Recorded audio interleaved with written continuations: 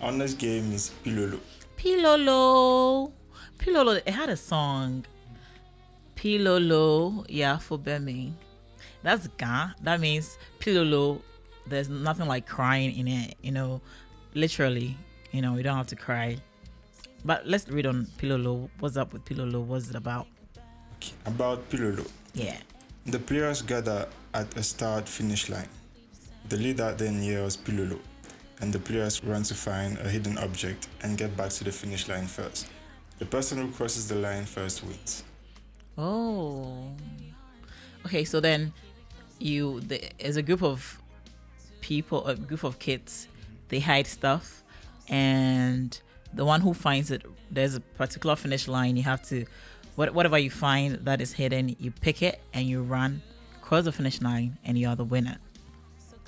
That was what Pilolo is about. What do you think about such a game? Did you play Pilolo as a kid? I don't remember. Like, I don't know. Like I said, sometimes we have to sneak to go and play. So I think I know Pilolo, but I didn't even remember what it was till like you shared this with me. So yeah, I guess it's a nice game. This is the second time you mentioned sneaking out. Oh, yeah, no, like, I don't want to go deep into it, but Wait, sneaking out at what age though? yo, I wasn't like sneaking. I wasn't like sneaking out, like, but then it's when you have I mean, my dad was strict, so we couldn't really play. That's what I mean. So anytime my dad wasn't around, we'll sneak and go and play. That was basically it. Yes. So Pilolo is also a very interesting game, and I guess you could teach your kids about it. Move on to the next. Moving to the next, then we have Ludo.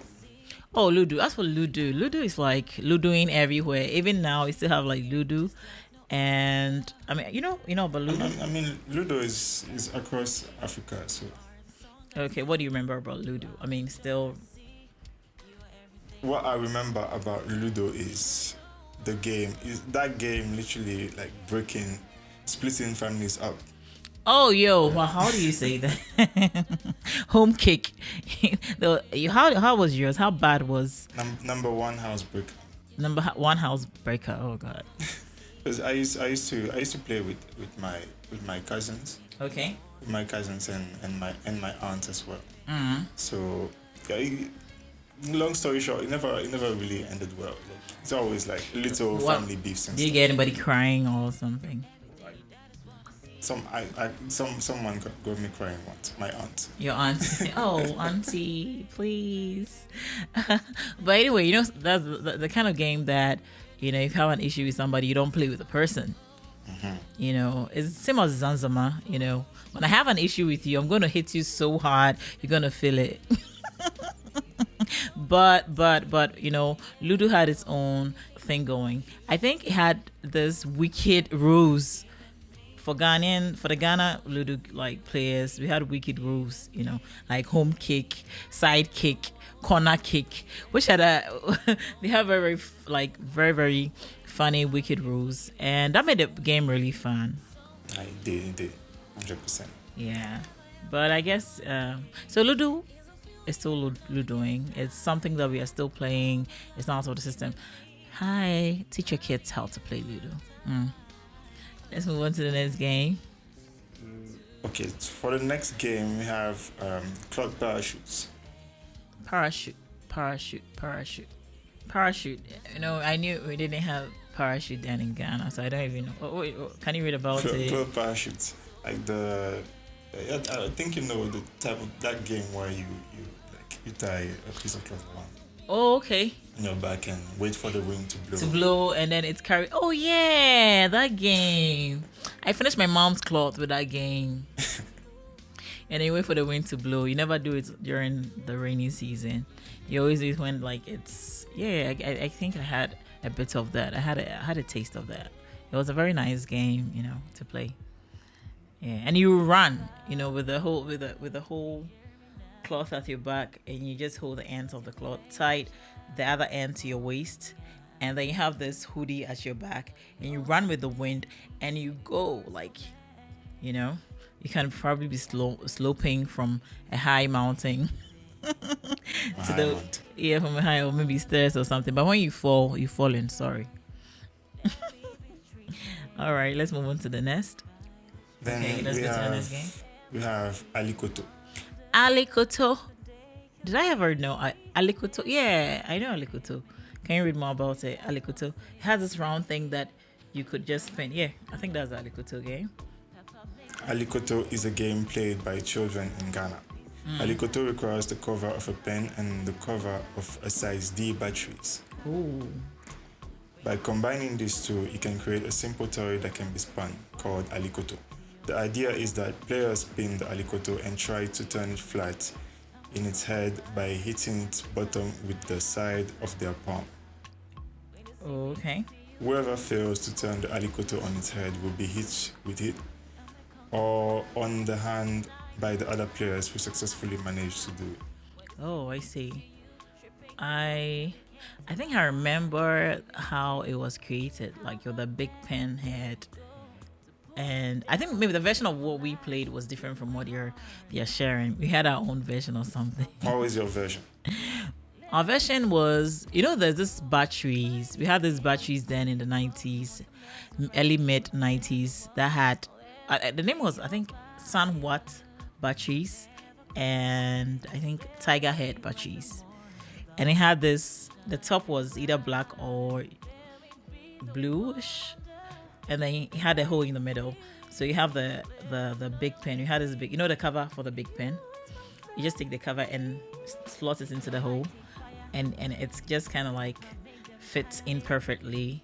And then you have your alikoto and you spin it like that. You hold the end of the big pen cover and then you spin it. So it goes round, like as many times as you have to do it. I don't know. I think it had something to do with it. I remember after that side. And I don't know. Maybe probably this one came with a different rule or something. But that's what I remember. Let's go on to the next game. Okay, for the next game we have Ampe. Ampe. Ampe, you virtually like jump. We still do Ampe now. We still play. Yeah, that's a girly game. So if you play Ampe as a guy, I know some guys played Ampe. Please don't be hiding. I know you all. I know you. I'm coming for you. Oh, but the guys were actually good at Ampe. Sometimes it sounds like you're judging. I'm not judging. I'm saying that like some guys played Ampe better than the girls, kind of. But Ampe was like a very cool game because it's exciting. You be jumping, clapping, using your legs. We had the Osweti and the Okonto. You had two groups, so Osweti and Okonto, and then you jump and play, and throw out your legs to meet your partner or go opposite to your partner. Have you ever played Ampe before? Confess. Never in your life. Never in my life. Okay, all right. But Ampe was nice. But all the games didn't have anything coming. Like, did you ever have a prize for winning Ampe? It was just about having fun. Yeah, the excitement of it. And playing with your friends. Yeah, that kind of thing. All right, let's move on to the next game. Then we have Ntokronko. Into what?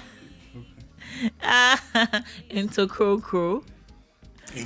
What is the spelling? I really do not know. Into crow. What was it about anyway? Oh, that's okay. I think I remember. Into crow. If you had like girls acting like their moms, like playing as if they were in the kitchen with your moms. So they'll go for like some sort of the cans. So you have like tin tomato cans, and I don't know whether I think they go for the sardine can, they go for the mackerel cans, and then they just kind of like light the charcoal on and cook something. That was I think that was into Kunkuro. So did you play? Yeah, I think I did. I think I did. What my mom is done cooking, I'll just take some, some of the the tin stuff and then try and like mimic what she was doing in the kitchen. Yeah. But now, hey, we have like a set for kids to play with, so go for that one. We had a set for like kitchen set for kids, so yeah, I think you can go for it. And Zogoko was just for us. We didn't have like fire under or anything. It was just to like get a tin and get something, staring in there, so that you feel like you're actually doing something. Yeah, I think that was the experience I remember I had. Do you think it influenced the way I cook? Yo, I'm not. I wasn't going to get there, but like, do you think it kind of influenced the way like this whole perception about females being like in the kitchen. straight, like being straightforward in the kitchen? If I get you right, so into Tokonkro was, it's just like you playing the mommy role. And it was basically like, seeing your mommy cooking. You wouldn't go and help your mom, but you just take the stuff and come and mimic. Like, also feel like, oh, you're doing something. You're also cooking. So it kind of like influence, your perception on women and keeping a home and being in the kitchen and cooking and all that. So yeah, it kind of had some sort of influence on some of the women out there. And he's just playing a very, heroic role. He just a heroic. heroic. Okay, so yeah. Do you think it influenced the way, like, females think? What? No, go on.